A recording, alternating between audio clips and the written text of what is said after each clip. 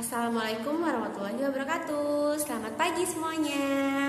Bagaimana kabarnya hari ini? Semoga kalian selalu sehat dan tetap semangat ya.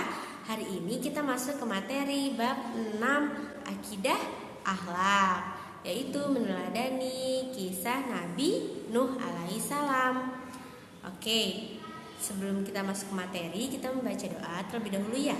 Bismillahirrahmanirrahim.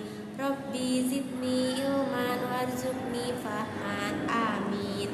Sekarang silahkan disimak baik-baik videonya ya. Baik, kita masuk ke materi bab 6, kisah keteladanan Nabi Nuh alaihissalam. A. Mengenal Nabi Nuh alaihissalam. Ada di halaman 73 sampai 74 di buku paket kalian. Silahkan dibuka bukunya ya. Nabi Nuh alaihissalam adalah keturunan ke-9 dari Nabi Adam alaihissalam.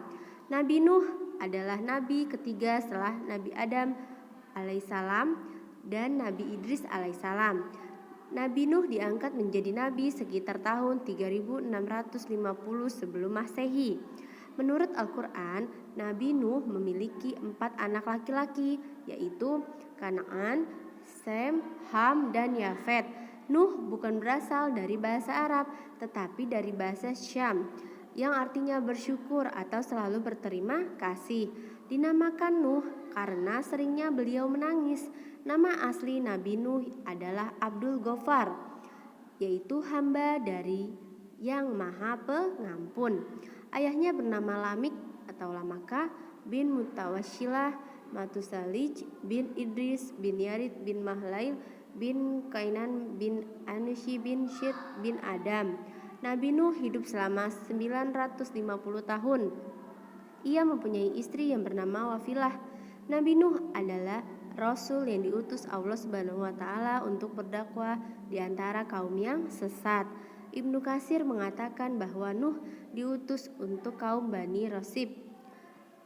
Selanjutnya, B. Kisah Nabi Nuh alaihissalam ada di halaman 74 sampai 75 di buku paket kalian. Setelah Nabi Idris meninggal, Nabi Nuh belum muncul. Banyak kaum yang kembali ingkar kepada Allah Subhanahu wa Ta'ala. Mereka kembali menyembah patung yang dianggap sebagai Tuhan. Nabi Nuh mendapatkan petunjuk dari Allah agar menyembah hanya kepada Allah Subhanahu wa Ta'ala.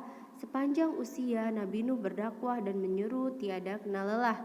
Ia berdakwah ke semua kalangan, seperti anggota keluarga, para saudagar kaya, dan orang-orang di sekitarnya. Perjuangan Nabi Nuh tidak mudah. Selama hampir 5 abad berdakwah, pengikutnya hanya sekitar 70 sampai 80 orang. Selanjutnya, salah satu yang menolak ajaran Nabi Nuh adalah keluarganya sendiri, yaitu istri dan putra kandungnya yang bernama Kanaan. Menurut mereka, Nabi Nuh hanya seorang manusia biasa dan tidak mempunyai kelebihan apapun. Pengikut Nabi Nuh hanya dari kalangan orang biasa. Orang-orang kaya dan terpandang juga menolak ajarannya. Suatu hari, Nabi Nuh mendapat perintah dari Allah Subhanahu wa Ta'ala untuk membuat bahtera yang besar. Perintah tersebut sekaligus menjadi mukjizat Nabi Nuh. Bahtera itu terbuat dari kayu jati. Pembuatan bahtera dikerjakan oleh Nabi Nuh bersama dengan para pengikutnya. Bahtera Nabi Nuh memiliki ukuran panjang 1200 hasta dan lebar 600 hasta. Bahtera itu dibuat dengan 3 tingkat, yaitu tingkat pertama untuk hewan, tingkat kedua untuk manusia yang menjadi pengikut Nabi Nuh, dan tingkat ketiga untuk bangsa burung. Bagian atas bahtera itu ditutup juga dengan kayu penutup. Pembuatan bahtera memakan waktu yang lama, yaitu 40 tahun. Selama itu Nabi Nuh diuji kesabarannya. Beliau ditertawakan dan dihina karena dianggap gila dengan membangun bahtera di atas bukit di gurun pasir. Setelah pembuatan bahtera selesai, Nabi Nuh mendapat petunjuk dari Allah. Diberitahu kapan datangnya musibah banjir yang akan menenggelamkan seluruh daratan.